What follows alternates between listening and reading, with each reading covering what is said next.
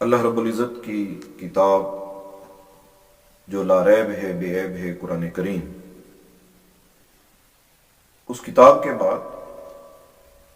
دنیا میں جتنی بھی کتابیں ہیں ان میں سب سے زیادہ صحیح کتاب صحیح بخاری ہے، جس کے مؤلف ابو عبداللہ محمد بن اسماعیل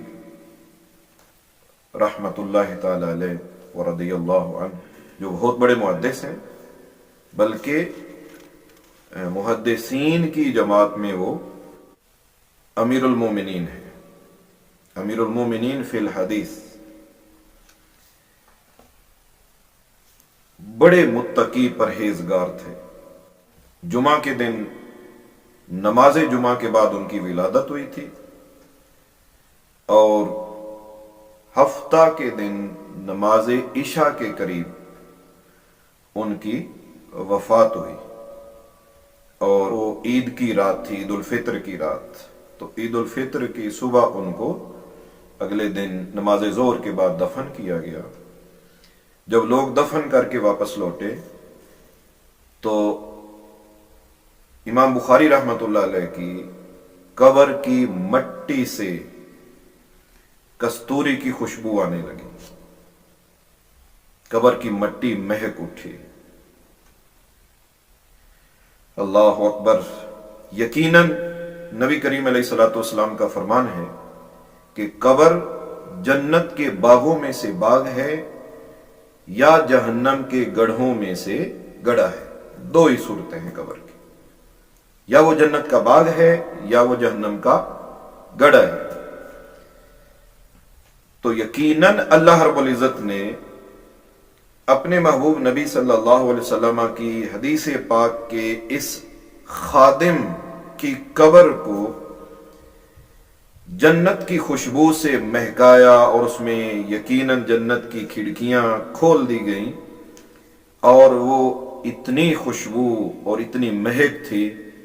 کہ عرصہ دراز تک قبر کی مٹی سے کستوری کی خوشبو آتی تھی، اور لوگوں کا آنا جانا لگا رہا، لوگ مٹی اٹھا کر لے جاتے تھے۔ اور جب آپ کا وصال ہوا، دفن کیا جا رہا تھا، تو کچھ لوگوں نے رسول اللہ صلی اللہ علیہ وسلم کو خواب میں دیکھا، اور اس حالت میں دیکھا کہ رسول اللہ صلی اللہ علیہ وسلم کھڑے ہو کر کسی کا انتظار فرما رہے ہیں۔ تو عرض کی گئی کہ یا رسول اللہ صلی اللہ علیہ وسلم، آپ کیوں کھڑے ہیں، کس کا انتظار فرما رہے ہیں؟ تو آقا رحمت صلی اللہ علیہ وسلم نے ارشاد فرمایا کہ میں محمد بن اسماعیل کا انتظار کر رہا ہوں۔ قربان جاؤں، انہوں نے حدیث رسول کی خدمت کی ہے، تو اللہ رب العزت نے ان کی قبر کو خوشبو سے مہکا دیا ہے، اور آقا علیہ الصلوۃ والسلام